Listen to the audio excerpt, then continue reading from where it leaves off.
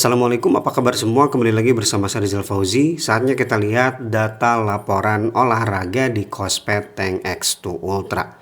Yang sayangnya sampai saat video ini dibuat ya, belum ada yang jual di Indonesia. Padahal smartwatch ini, bukan smartwatch sih, smartband ya.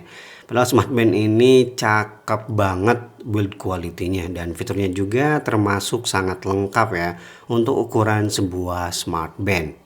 Tanpa berlama-lama, langsung aja kita lihat data laporan olahraga di Kospet Tank X2 Ultra.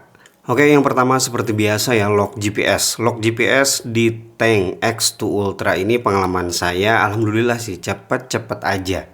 Dan selama pengetesan pun GPS-nya tidak pernah putus ya. Nanti kita buktikan di laporan di data yang ada di aplikasi Kospet Fit ya. Overall puaslah dengan pengalaman GPS di Tank X2 Ultra ini. Sekarang kita lihat data laporan olahraganya. Kita masuk ke menu dan rekor latihan. Oke, di sini ada 3,24 km. Yap, di sini datanya seperti ini. Jumlah waktu atau ya durasi kita olahraga, kemudian ada jumlah jarak yang ditempuh. Kemudian jumlah kalori, jumlah langkah, irama rata-rata, ya ada cadence juga, pace rata-rata, kemudian detak jantung, panjang langkah rata-rata, dan detak jantung rata-rata. Kemudian di bawahnya ada zona heart rate-nya. Kita geser lagi, ada minimaps, tampilannya seperti ini, dan sudah. Ya, jadi untuk data laporan olahraganya seperti ini. Dia ada fitur altimeter dan barometer, tapi ternyata di data olahraganya tidak dimasukkan ya elevationnya. Oke, sekarang kita lihat data yang dicatat di aplikasi. Di aplikasi Kospet Fit ya, kamu tinggal masuk aja ke bagian olahraga dan motion record. Yap, ini dia data laporan olahraganya. Kita klik untuk detail lebih lanjut. Ya, ini dia tampilan laporan olahraga yang paling pertama atau halaman pertamanya seperti ini.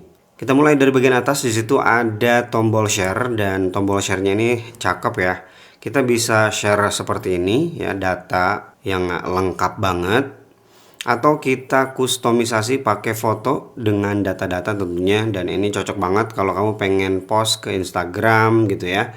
Atau ya ke media sosial lainnya, ini bisa juga. Bisa pakai foto-foto yang ini sih bagus-bagus, saya suka ya. Foto defaultnya, atau pakai custom foto sendiri juga bisa ya dari galeri. Oke, balik lagi untuk peta. Di sini tampilannya tidak bisa diganti-ganti, cuman seperti ini aja, nggak ada mode satelit dan juga kontur atau segala macam lah. Kemudian di bagian bawah di sini ada summary yang sangat-sangat simple, cuma ada durasi, laju rata-rata, dan juga kalori yang terbakar. Dan ini tentu jarak yang ditempuh ya. Kita geser ke samping, di sini ada detail ya, summary yang lebih rinci lagi, lebih banyak lagi, sampai ke stride, kemudian hitungan langkah dan rata-rata detak jantung. Kita geser lagi ke samping, di sini ada kurva atau bagan ya untuk detak jantung, kemudian zona heart rate dan juga cadence. Tidak ada kurva atau bagan untuk pace ya. Nah, yang disayangkan Kospet Fit ini kan sebenarnya bisa share data ke Strava ya. Di sini saya udah otorisasikan sebelum olahraga dan datanya gagal, tidak masuk ke Strava. Nggak tahu itu salahnya di mana gitu ya.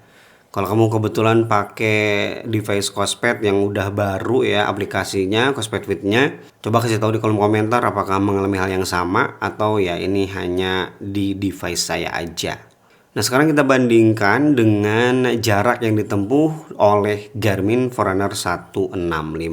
Karena Kospet Fit ini gak bisa ekspor GPX, jadi saya gak bisa ngasih data seperti biasanya ya. Jadi bakal saya tampilkan atau bandingkan kayak gini, mode-mode zaman dulu.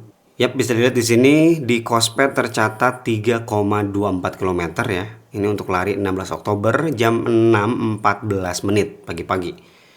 Di sini juga di Garmin ya, bisa dilihat tanggalnya 16 Oktober jam 6.14 sama.